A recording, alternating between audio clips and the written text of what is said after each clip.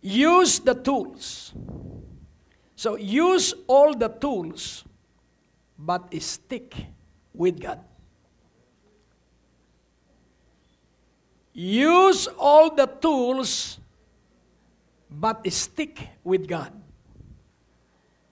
Gamitin mo ang lahat ng mga kasangkapan, ngunit manatili ka na kasama ng Diyos. Ngayon natin pong unawain na ang tao ay nakaabot sa napakaraming inbensyon. Nung panahong una, ang tawag ni Daniel sa kanyang nakita ay mga palasong nagliliwanag na napakabilis na gumaguhit sa lupain. Hindi niya alam kung ano yun sa panahon nila sapagkat yun yung mga kotse sa ating panahon. Hindi alam ni John the Beloved ang tungkol sa mga bomba. Pero ang nakita niya ay mga naglalagablab na apoy mula sa alapaap. At yun po yung ating modernong bomba sa ating panahon. At natin pong unawain, napakarami pong kasangkapan.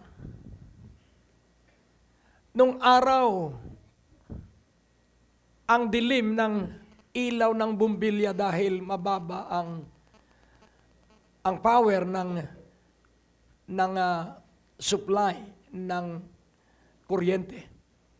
Natatandaan ko noon, nung ako ay bata pa na para magliwanag ang iyong pag-aaral, kahit may bumbilya ka, magkakandila ka. May bumbilya pero malabo.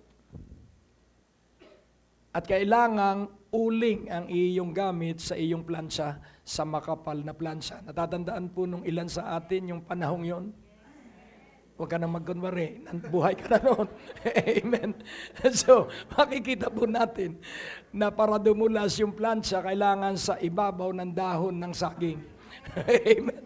Para madulas. So, those were the days. Pero pansinin po natin ang bilis ng mga pagbabago. Ano ba naman, at kahit na gaano ang husay ng mga inbensyon ng tao, hindi nila mapigilan ng bagyo. Hindi mapigilan ng tao ang mga hurricane. Hindi mapigilan ng mga tao ang haplit ng tadhana. Use all the tools, but stick with God. Kung kailan lumawak ang siyensya ng medisina, saka naman mas marami ang namamatay. Hello? Kung kailan maraming pera ang tao, saka naman marami ang nagkakasakit. Kung kailan maraming pagkain sapagkat nung panahong una, Sabado lang sa aming lalawigan ang pagtikim ng karne. Hello? Natatandaan po ninyo yung mga panahong yon na ang palengke day ay minsan lang sa 1 linggo. Kaya ang buong 1 linggo, mag-alaga ka ng manok para ikaw ay may karne. Kaya nga po, umunlad ang mga tao.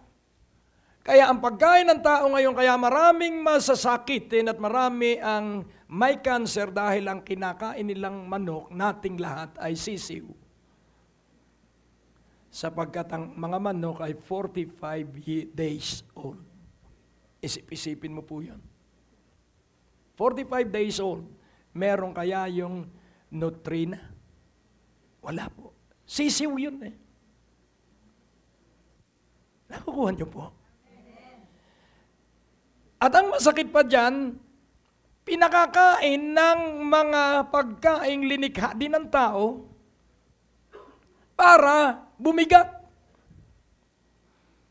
At ibinababad sa yelo para lalong bumigat. Hello? Nagtinda po ako nung ako ay nagsimulang mag full-time ministry, nagtinda po ako ng mga karne. Pero kung ano ang timbang ko sa palengke, kahit na bumigat yun, yun ang aking sinisingil. Hello? Kaya kailangang tapat ka sa iyong kapwa-tao. Sapagkat pag tapat tayo, ang Diyos ay nalulugod. Use all the tools, but stick with God. Alam mo po ang ilat ilang area ng ating buhay. Sabihin mo, salamat at ako'y nakadalo ngayong ika-4 na gabi. So, ating pansinin po ang emotional side of our life. Another is our mental side of our life. Another is physical life. Another is financial life. And another is material life. I expect that you will notice what is lacking. Emotional, mental, physical, financial, material. Ano ang kulang? Spiritual. Hallelujah. At yung pinakamahalaga ang isinaisang tabi. At nagsentro ang maraming tao ay dun sa 5 aspeto at bahagi ng buhay. So ating pansinin po na kapag napabayaan natin yung pinakamahalaga at ito yung spiritual na buhay, magkakaroon tayo ng problema emotionally, mentally, physically, financially, and materially. Financially refers to money. Materially refers to possessions, mga ari-arian. And then physically refers to health. And then mental means your intellect. And then emotional means your heart.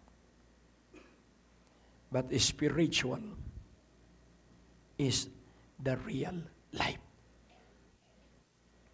Kaya kailangang palusugin muna natin ang ating spiritual na bahagi ng buhay, sapagkat ito ang sasakop sa kabuuan. If you are strong spiritually, then you will decide strongly. If you are right mentally, you will have choices that will be right.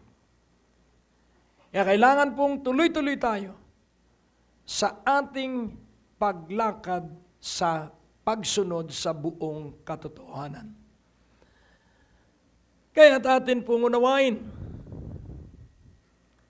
ano ang mga bagay na dapat nating matutunan? Ang unang nais kong inyong maunawaan is to pursue wisdom, not money.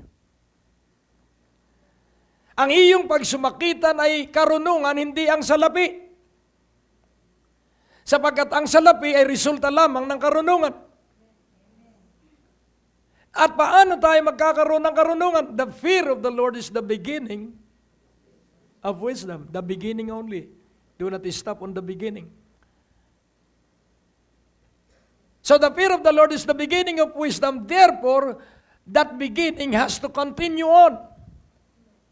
Amen po ba? Yung panimula ay kailangan magpatuloy hanggang sa tayo ay mapasapiling na ng Diyos. Kaya wag kang titigil sa pagkatakot sa Panginoon. Sapagkat pag tumigil tayo sa pagkatakot sa Panginoon, yung panimula ay babagal.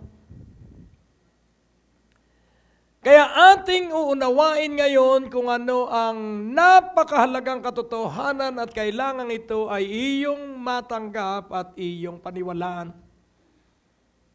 Sabihin mo sa iyong katabi, paniwalaan mo ang lahat ng iyong maririnig.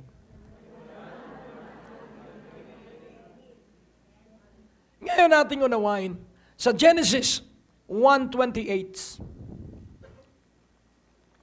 Genesis 1:28.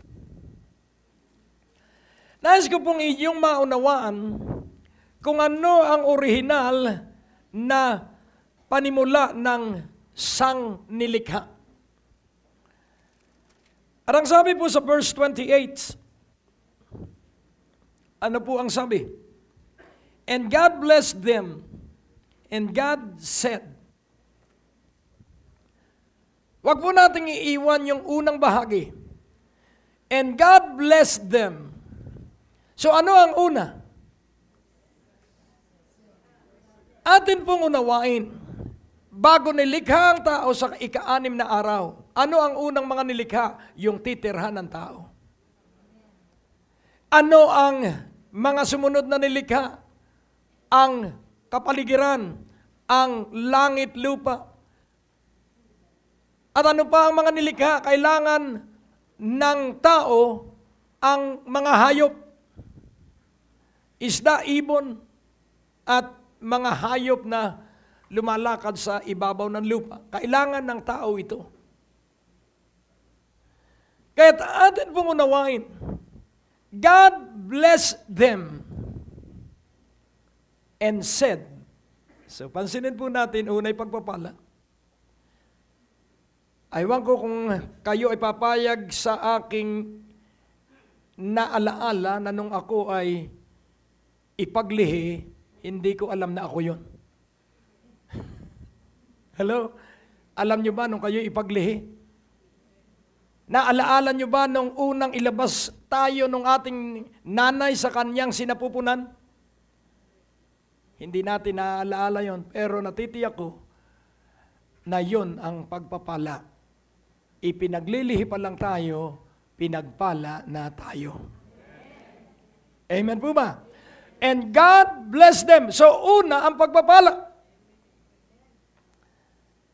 At ang sumunod, and God said, be fruitful. Wow. So, yun pong be ay utos. B-E. Be fruitful. Magi kayong mabunga. Ang lahat ng binhi ng bawat puno't pananim, pag itinanim mo ay magigiuling isang puno at isa uling pananim. So ibig sabihin ay merong bahagi ang bawat likha ng pagdami. Be fruitful and multiply. Ang isang magandang halimbawa ay ang isang mais. Ang normal na mais nung panahong ito ay i-research. Ay merong 350 kernels o yung grain of corn. At kapag itinanim ito, ay makapuproduce ito ng napakarami. So sa 350 grains, pag itinanim ito, ilang puno yun? Ilan ba ang bunga ng isang punong mais? Isa. So yung isang butil ay maitatanim mo ng 350 na tig 350 butil ulit. So kung titignan po natin, ito po yung multiplication. Dati ako'y iisa. Nung magkaasawa ko, kami naging 2. At nung kami magkaanak, kami ay naging 5. At nung magsipag-asawa yung 2, kami ay naging ilan na? 9. At yung 2 nagkaasawa naming anak at ang isa ay binata pa at malapit na. Amen. Sila ay may anak. So, mula sa isa, naging kaming 2, at kaming 2 ay ilan na lahat? May 3 apo.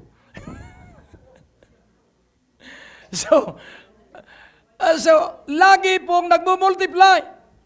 Amen. Sabihin mo sa iyong katabi, dati solo ka eh. Pero kayo ay marami na ngayon. Eh bakit ba naman sa pagdalo sa simbahan, solo ka pa rin? Hello. Kailangan nagmumultiply ka. Amen. Amen. Hallelujah. So be fruitful and multiply. At ano ang mangyayari? At ang sabi po dito, and God blessed them. So bakit po them ang ginamit? Kasama na po dito yung magiging anak ni Adan at ni Eva. Kaya pag sinabi ng pastor, God bless you, ibig sabihin darami kayo. Pag sinabi ng pastor, God bless you, uunlad kayo. O purihin ng Panginoon. Kaya kailangan laging hangarin mo na merong lingkod ng Diyos na laging nagsasabi, God bless you. Umunlad kayo, lumusog kayo, maging mayaman kayo, maging kayong napakayaman. Paniniwalaan mo lahat yun. Ang hindi naniniwala ay yung nakatingin sa kanyang kakayahan, yung nakatingin sa kanyang kapaligiran. Ang isang taon tingin sa kapaligiran ay hindi lalakad pag umuulan. Hello? Kaya nga, unawain mong mabuti. Ikaw ay nilikha para umunlad. Ikaw ay nilikha upang magtagumpay. Huwag mong hihintayin ang tagumpay, puntahan mo yon. Huwag mong hihintayin ang pagpapala, puntahan mo yon. Amen. Hallelujah. O purihin ang Panginoon. Basta ikaw ay nilikha para umunlad, lumago at maging mabunga. And God blessed them, said unto them, be fruitful and multiply and replenish the earth and subdue it and have dominion over the fish of the sea and over the fowl of the air and over every living thing that moveth upon the earth. So yun po ang utos ng Diyos. Replenish the earth. So biologically, kailangan pong tayo ay mag-multiply. Amen po ba? Ngayon kapansin-pansin, linipol ng Diyos ang lahat ng nilikha. Ang itinira lang ay isda at lahat ng lamang tubig. At 8 tao, pamilya ni Noe. Pero kapansin-pansin po, sapagkat pagkatapos na mag-recede po yung flood water, kinausap ng Diyos si Noah. At ano po ang sabi ng Diyos kay Noah? Sa Genesis chapter 9. Tingnan po natin sa verse 1. Ano po ang pagkakatulad ng verse 28 at ng verse 1 ng Genesis 9 at ng Genesis 1:28? And God blessed Noah and his sons and said unto them, be fruitful and multiply and replenish the earth. Kung ano ang kanyang iniutos kay Adan, yun din ang utos niya kay Noah. Kaya kailangang marinig mo lagi ang utos ng Diyos. Because God has blessed you. God has blessed me.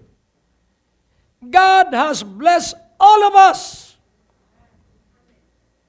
Be fruitful and multiply. O kapansin-pansin po, ang napakahalagang katotohanan ito. At yun po ay sa lumang tipan. Lumipat tayo sa bagong tipan, sa Ephesians chapter 1. Mas matindi po ang bagong tipan. Sapagkat sa bagong tipan sila ay gagawa, o sa lumang tipan sila ay gagawa. Sa bagong tipan, sila ay gagamit lang. Tayo ay gagamit lang. Sa Ephesians 1:3, blessed be the God and Father of our Lord Jesus Christ, who hath blessed us with all spiritual blessings and in heavenly places in Christ. So ano po ang sabi rito? Doon sa dalawang nauna, sa Genesis 1 at sa Genesis 9, God blessed them and said. Dito naman, blessed be God. So sino ang unang pinagpala dito? Sino ang unang pinagpala dito? Ang Diyos. Purihin ang Panginoon. Blessed be God. And who is that God? The Father of Jesus Christ. Oh, purihin ang Panginoon. Blessed be the God and Father of our Lord Jesus Christ, who hath blessed us. So pinagpala ang Ama ng ating Panginoong Hesukristo sapagkat tayo'y pinagpala. Oh, purihin ang Panginoon. So yung pagpapala sa atin ay unang nakapagpala sa Diyos na ang ibig sabihin, ang gusto ng Diyos ay magawa niya yung lahat ng kanyang nakaplanong pagpapala sa bawat isa sa atin. So ang pagpapala ng Diyos ay siya'y makapagpala. Kaya't ibinigay na niya lahat ng mga pagpapala. Nasa iyo na at nasa akin na ang lahat ng pagpapala. Paano mo ito magagamit? Iyon ang malaking katanungan. Amen? Hindi po sa lugar yan. Yan po'y nasa pagkatuto sa katotohanan. Sabi nung iba, alam mo, Pastor, dito sa amin walang hanap buhay, kaya laging mahirap ang tao. Tandaan mo, kapag naniwala ka sa Diyos, magkakaroon ng hanap buhay doon sa lugar na pinagdalhan sa iyo ng Diyos. Ang tawag po doon ay mga pioneers. Ating pansinin na walang Amerika noon at wala ring Pilipinas noon, wala rin ang maraming bansa. Dati po iilan ang bansa, pero ngayon 200 plus na ang bansa. Kaya't kung atin pong uunawain, merong sinisidlan ng Diyos ng kakayahang makaunawa. Ang nakadiscover sa Pilipinas ay sino? Si Ferdinand Magellan. Pero meron na palang nakatira sa Pilipinas nung siya'y makarating. Na-discover lang niya na meron palang mga Pilipino sa Pilipinas. Nakukuha niyo po? At na-discover din ni Christopher Columbus na may mga Indian sa Amerika. At dito po natin makikita na hindi ho pwedeng hindi umunlad ang isang lugar na papupuntahan ng Diyos ng mga Kristiyano. Kaya kung hindi ka umuunlad sa pinaglagyan sa iyo ng Diyos, mangmang ka. Sabihin mo sa iyong katabi, tama si Pastor. Nakukuha mo po. Napakahirap po ng mga Bombay. Pag pumunta ka po sa sa India, wag ka raw, sabi nung, dahil na-reject ka na, tinay ako dahil pastor ang ginamit kong application. Pupunta sana ako sa Chennai, pero na-deny ako, nalulun yung $25 ko na application fee. Pero doon daw, wag kang magbibigay ng anuman sa pulubi, dahil pati damit mo kukunin. Sa dami ng pulubi sa India. Pero pansinin po natin, hindi po sila sumusuko sa kahirapan, kaya sila'y pumunta sa Pilipinas upang pagsamantalahan ng mga Pilipino na mahilig mangutang. Hello? Dahil hindi nagtitiwala sa Diyos. Isip-isipin mo yung payong na 35, sisingilin niya ng 90 days, piso-piso. Matyaga po sila. At ang mga tao, nalilin lang, piso lang naman. Sige. Pero ang hindi nila alam, ginagapo sila nung pagpapautang ng Bombay. Tingnan mo po ang mga Bombay ngayon. Bombay pa rin sila, pero sila'y maunlad. At ano ang nangyayari sa Pilipino? Dahil hindi ginagamit ang kanilang angking katalinuhan. Sabihin mo sa iyong katabi, matalino ka. Ngayon lang. Amen. So, pero hindi, tuloy-tuloy, magiging kang matalino. Hanggat hindi ka nanghihinayang sa piso, hindi mo pang hihinayangin gastahin ang 1,000,000. Hello? Amen. Kaya nga, ikaw po at ako'y pinagpala. Ikaw at ako ay pinagpala na. You are blessed with all spiritual blessings in the heavenly places. Pero paano mo yun ibababa sa lupa? Dahil nasa heavenly places yun. Ano yun? Wisdom. So ano yung mga pagpapala nating nasa heavenly places? Wisdom. Sabihin mo, wisdom. So wisdom is better than weapon of war. Wisdom is better than rubies, gold, and diamonds. So wisdom is far above every material things.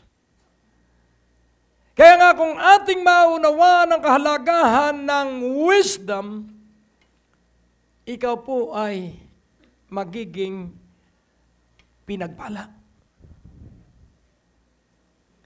Kaya nga, sa panulat ni Solomon ng mangangaral sa Book of Proverbs, ating unawain kung ano ang wisdom. Sa verse 1 ng chapter 5 ng Proverbs, my son, attend unto my wisdom. Saan daw tayo dadalo? Attend, ano? So, iyong puntahan ang karunungan. So, ang hiningi ni Solomon sa 1 Kings chapter 3, 7 to 11, tinanong siya ng Diyos, Solomon, what do you want me to give to you? Diyos ang kausap niya sa panaginip. Ang sabi niya, just give me wisdom, Lord. Kaya pag binasa mo ang Ecclesiastes, makikita mo na nangingibabaw doon ay wisdom. So if you are wise, you will have dominion. Wisdom. Wise. So there is power to the wise. So use all the tools, but stick with God. Kaya kung lalakad po tayo sa katotohanan, mawawala ang mga caregiver na Pilipino. At tayo na ang mag-i-import ng mga OFW. At ang pagbabago ay nagsisimulay hindi sa karamihan, nagsisimulay sa iilan na katulad ng dami natin. Remember, 1 grain of the kernel of corn na nakapagpuproduce ng 350 grains, ganyan ka magmumultiply. Hanggang sa magkaroon ka ng exponential multiplication. Pag sinabi pong exponential, yun po ay to the power. 5 to the power of 5. So you will multiply 5 times. Yun po yung exponential multiplication. At meron kang kapangyarihan nun. Amen. Sabihin mo sa iyong katabi, hindi ka dapat naghihirap. At hindi ka dapat baon sa utang. Dapat ikaw ang nagpapautang. Amen. Ano ang puhunan para tayo ay maging matalino? The fear of the Lord. Hello. And how shall you practice the fear of the Lord? Depart from evil. Sabi ni Job, depart from evil. Siniraan siya ng loob ng 4 niyang kaibigan. At siya ay laging hinahatulan sa kanilang kwentuhan for 37 chapters ng Book of Job. Kaya nagsalita siya, pati asawa niya, ang sabi niya, Job, sumpain mo na ang Diyos at mamatay ka na. Pati asawa niya, laban sa kanya. Sapagkat mabaho yung kanyang pigsa. Mula ulo hanggang talampakan, siya ay puno ng pigsa. At siguro, nakakarimarim si Job. Alam niyo ba ang pigsa? May lumalabas na nana. Isip-isipin mo na punong-puno. Ang wala lang ay mata, bibig at tenga. Ewan ko kung yung iba ba ay meron din. Pero buong katawan yon. Kaya siya ay tumatagoy at siya kumukuha ng panguskos para alisin yung mga nana. Hello? Pero ang Diyos ay nakikinig for 37 chapters of the Book of Job sapagkat ang kanyang hinihintay ay yung pagtitiis ni Job ay magpatuloy. Kaya magtiis-tiis ka lang, pero tapos na ang iyong pagtitiis sa 7 gabing ito, sapagkat mararanasan mo na. Matagal kang nagtiis at mararanasan mo ang bunga ng iyong ipinagtiis. Purihin ang Panginoon. Pag hindi ka naging matalino, mauubos ang iyong kabuhayan. Sapagkat maraming tao na may espiritu ng buhaya. Kaya kailangan meron kang detector sa iyong, ang tawag doon, discernment of spirit. Darating yan na akala mo'y mabait. Pero deep inside, ang gusto niyang kunin. Kaya yung ibang nagtuturo, ayaw ng ikapo. Ang gusto nila, yung lahat sa iyo. Hello? Pero ang totoong aral, ang pagbibigay ay nasa iyong desisyon. Pero pag pinipilit ka, at sinasabing, maghihirap kapag hindi ka nagkaloob. Iwan mo yung ganong aral sapagkat siya'y kulto, aral. Kailangang maluwag sa iyong kalooban at desisyon. Hindi napipilitan lang. Kaya nga po, unawain nating mabuti. Be wise. Receive the wisdom from above. Meron akong kaibigan at siya ay nakilala ko dahil sa broadcast. For many years siya ay bulag. 0. Walang paningin. At siya ay sumulat sa akin at ang sabi niya, Brother Greg, kung pwede ay dalawin mo ako sa 11 ng Enero. Ibig kong makadaupalad ka kahit hindi ako nakakakita.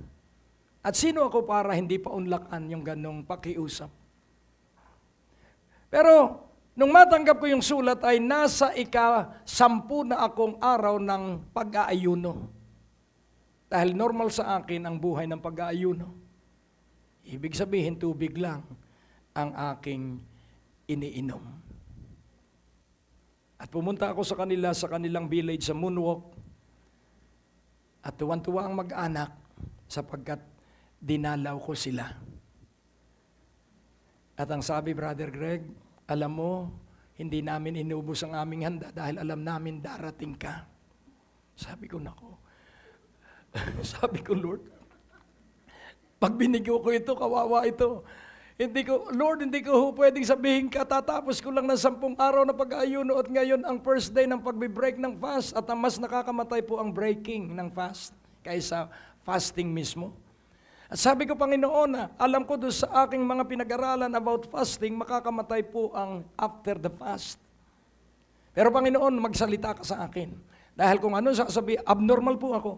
Hello, abnormal ako. I am mindless about the things of the earth. Yun po ang sikreto ng matagumpay na buhay. At ang sabi ng banal na espiritu, kumain ka. Hindi po ako mamamatay, hindi.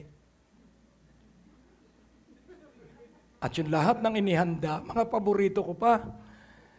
At kahit hindi niya ako kita, ipinakita kong ako po masarap kumain. Kahit na yan na hindi masarap, makikita mong masarap pa rin akong kumakain. At pagkatapos noon, sabi ng kaibigan, Brother Greg, salamat naman pinaunlakan mo yung aking kaibigan. Oo nga kako Kapatapos ko lang mag-fasting. Pero hindi ako namatay. Mahal ng Diyos yung iyong kaibigan na ngayon kaibigan ko na rin. Alam mo po, 0 na ang kanyang paningin. Pero marahil nung siya'y paunlakan ko, bumalik yung kanyang paningin. Amen po ba? So abnormal, mindless. Sapagkat kung ang gagamitin ko ay ang aking common sense, at lahat tayo maraming common sense, kaya nahahadlangan ang pagpapala dahil ang common sense ay common, ibig sabihin lahat tayo may sense. And walking by faith is senseless. Ang pamumuhay sa pananalig ay hindi mo ginagamit ang iyong karunungan. Hindi, gagamitin mo ang isip pero hindi ang iyong karunungan. Sapagkat pag hindi mo ginamit ang isipan mo, baka kay mabunggo. Pero yung tungkol dun sa bagay, hindi mo pinaniniwalaan yung statistic. Mapanganib ito? Opo, dahil pwede kang mamatay kung hindi buhay ang relasyon mo sa Diyos. Amen po ba? Kaya kailangan buhay ang relasyon natin sa Diyos. Amen? Kailangan araw-araw buhay ang relasyon natin sa Diyos. Kaya yan ang layunin ng revival, mabuhay ang relasyon mo sa Diyos at pag-alabin mo yung relasyon yan at ang relasyon is receiving revelation from God. Yan po ang revival. Yan po ang magiging bunga ng relasyon sa Diyos. Bibigyan ka ng kapahayagan. And revelation is greater than anything. Once you receive revelation, quickly apply it into your situation. Kaya nga ating unawaing mabuti na ikaw at ako'y pinagpala. Sabihin mo sa iyong katabi, ikaw at ako'y pinagpala. At masaya ang Diyos na ikaw at ako ay pagpalain. So ang unang paraan, gusto mo bang lumakad sa pagpapala ng Diyos? Gusto mo bang maranasan na magamit sa buhay mo yung lahat ng heavenly blessings na ibinigay sa iyo ng Panginoon? Gusto mong magsimula ka doon? Talagang gusto mong maranasan ang pagpapalang galing langit? Ang unang iyong gagawin, buksan po natin. Makinig kayong mabuti dahil dito nakasalalay ang inyong kaunlaran.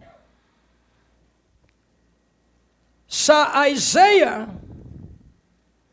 38, verse 1. Isaiah 38, verse 1.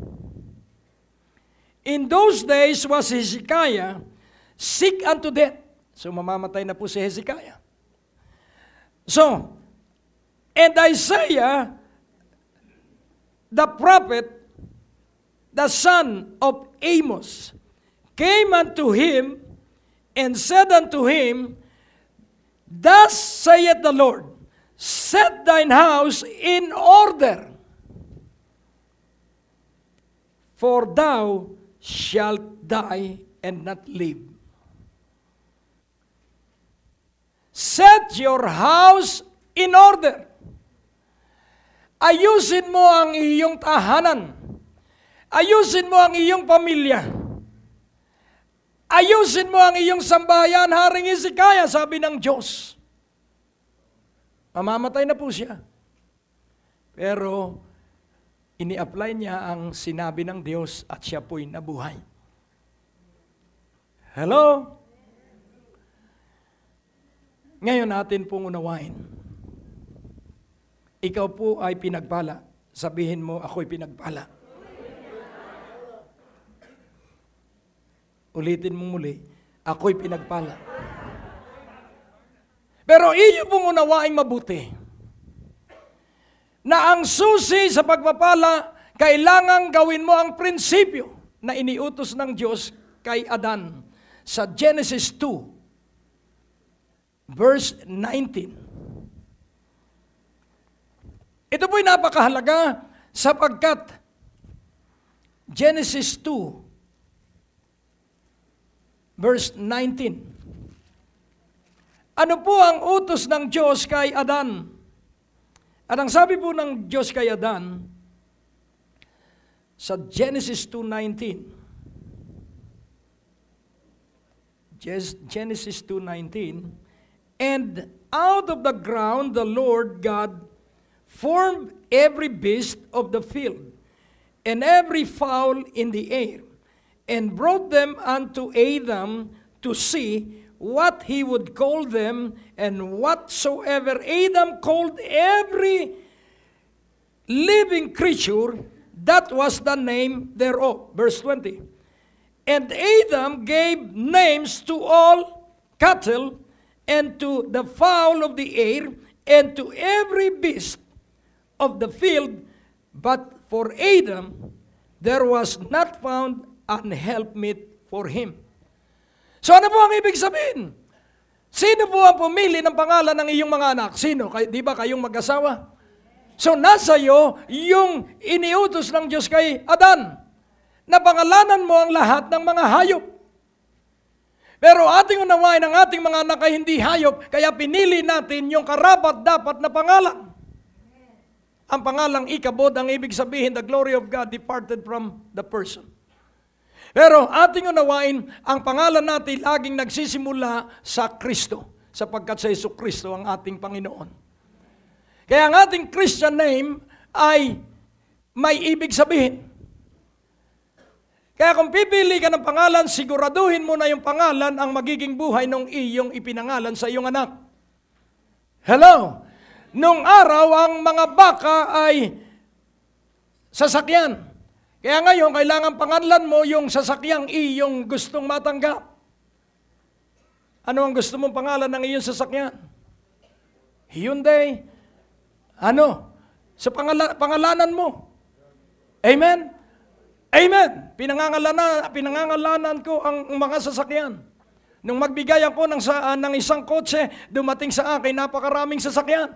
Bakit? Sapagkat ang iyong ibinigay ay nagmumultiply katulad ng mais. Hello? Amen. Hanggat hindi ka nagbibigay, hindi dadami yung iyong itinago. Baka pa ay maluoy at mabulok. Alam niyo yung luoy, nasisirang binhi. Kaya nga, unawain mong mabuti ang prinsipyo na nasa salita ng Diyos. Amen. Hallelujah. At sa Romans 4:17, calling those things which be not as though they were. So, iyong ipinapahayag yung mga bagay na wala pa sa iyo. Amen po ba? Kaya nga, aking ipinahayag for so many months, from October 1992 to March 1993, laging sinasabi ko, may kotse na ang aking garahe, may kotse na ang aking garahe, may kotse na ang aking garahe. At March 17, may kotse na nga yung garahe. Why? Because God told me to name. Nakukuha niyo po? Kaya nga, unawain mong mabuti na gamitin mo ang prinsipyo ng salita ng Diyos. Kung ikay may utang, sabihin mo doon sa iyong mga utang, isulat mo, bayad ka na, bayad ka na, bayad ka na, bayad ka na, bayad ka na, bayad ka na, bayad ka na. Huwag kang titigil. At isa-isa, chinecheck ko, paid, paid, paid, paid. Ginagawa mo po ba yun? At kung may kirot ka sa iyong katawan, humarap ka sa salamin at sabihin mo, ikaw ang pinakamalusog na tao sa ibabaw ng lupa. Tawagin mo ang iyong nakikita sa salamin na pangalan mo. Kung ikaw ay si Pedro, sabihin mo, Pedro, ikaw ang pinakamalusog na lalaki sa ibabaw ng lupa. Ikaw ang pumupuri sa iyong katawan. At ang Diyos ay nalulugod, ang Diyos ay naluluwalhati. This is my life. And it is effective. Amen po ba? Declare what you believe. But live what you declare. Yung iba kasi declare lang ng declare. Tapos, alam mo ba, yung i-declare mo kapatid, ewan ko, dineclare ko lang naman yun dahil sabi ni pastor. Kailangan alam mo yung iyong dinideclare. Amen? Dahil kung hindi mo alam, ay hindi darating sa iyo yun. Kaya nga, unawain nating mabuti. 38 taon na may sakit yung isang lumpo. At ang sabi ng Panginoon, gusto mo bang lumakad? Opo, 38 taon siyang lumpo. At ang sabi ng Panginoon, tumayo ka. Nagalinlangan ba siya? Hindi po, tumayo siya. Nakalimutan niya siya ay lumpo. Kaya hanggat hindi makakalimot ang isang tao sa kanyang pakiramdam, hanggat hindi nalilimot ng tao ang kanyang kapaligiran, hindi siya lalaya at hindi siya gagaling. So kalimutan mo yung iyong karamdaman at ikay tumayo at gawin mo yung hindi mo kayang gawin at ang tawag po do'y pananampalataya. Oh, purihin ng Panginoon. Sabihin mo, natututo ako. Ngayon nating unawain, the first sign of the miracle of Jesus is in John 2:11. At kung iyo pong babasahin ang John 2:11, ang tubig ay naging matamis na alak at natuwa ang mga alagad. Ang second sign po ay sa John 4:53. Nung ang anak ng official sa Capernaum ay naghihingalo. At ang sabi niya sa Panginoon, pagalingin mo po ang aking anak na lalaking naghihingalo ngayon. At ang sabi ng Panginoon, siya'y magaling na. Hindi siya nag-alinlangan, siya naniwala. At nung siya bumalik sa kanyang bahay, siguro nagmimerienda na yung naghihingalo niyang anak. At ang buong sambahay ay nagkatuwaan. Glory. Sa unang himala, ang mga alagad ay natuwa at nagkagalakan. Sa ikalawang himala, doon sa isang tao, nagkagalakan ang buong sambahayan. At doon sa lalaki, nagalak siya sapagkat siya nakalakad after 38 years. At napakasarap po ng magkaroon ng karanasan. So make your decision tonight. Make your decision tonight to believe and act on what you believe. Kailangan pagpasyahan mo ngayon ang iyong minimiti na pinaniniwalaang nasa iyo na sapagkat ikaw ay pinagpala ng lahat ng espiritual na pagpapala. Kaya lahat ng kailangan mo sa iyong kailangan ay nasa iyo ng matagal na panahon. At ang kailangan lamang ay desisyon. Sabihin mo, desisyon lang ang kailangan natin. Kaya magpasya ka ngayon at iyong kakamtin ng iyong pagpapala, it will be converted into a literal that you can hold onto it. Oh, purihin ang Panginoon. This is my life. Hindi ko pwedeng ituro ang hindi ko isinasabuhay. This is my life. And this is effective. Buhay ko ito at ito'y mabisa sapagkat ito'y salita ng Diyos. Oh, purihin ang Panginoon. At ano ang mangyayari? If you put your household in order, then there will be unity in the house. We have unity in the house, praise God. And when there is unity in the house, God will command the blessings. When there is unity in your household, when there is unity in your family, God will command the blessings. Hindi pa huli ang lahat. Hindi pa huli ang lahat. Kahit ikaw ay nabigo, magbalik loob ka lang sa Diyos. No question ask. Ang pagbabalik sa Diyos, hindi ka hatulan ng Diyos. Ang kanyang katuwaan ay yung ating pagbabalik sa Kanya. Amen po ba? Kaya nga unawain mong mabuti na ikaw ay nakatakda na magamit mo yung lahat ng pagpapalang nasa iyo na bago ka pa ipaglihi. Bago pa magligawan ng tatay at nanay natin, nasa atin na yung mga pagpapalang iyon sapagkat yung pagpapalang yun mula pa sa pundasyon ng pagkalikha ng mga nalika. Kaya ikay nakatakda sa pagpapala, ikay nakatanda sa mga himala, lalo na ngayong panahong ito ng Kapaskuhan. Dito'y maraming himala na gagawin ng Diyos at kapag ikay bukas, kapag ikay handa, hallelujah, ikaw ay hindi sasablay. Ang pagpapala ay daratal sa iyo, ang mga himala ay mangyayari sa iyo, ngunit kailangan desisyonan mo ngayong gabi. Ang Diyos po ay napakabuti. Sabihin mo sa iyong katabi, gusto ko nang matanggap yung ipinabibigay ng banal na Espiritu sa akin. Kaya hindi ko kalilimutan yung 3 huling gabi.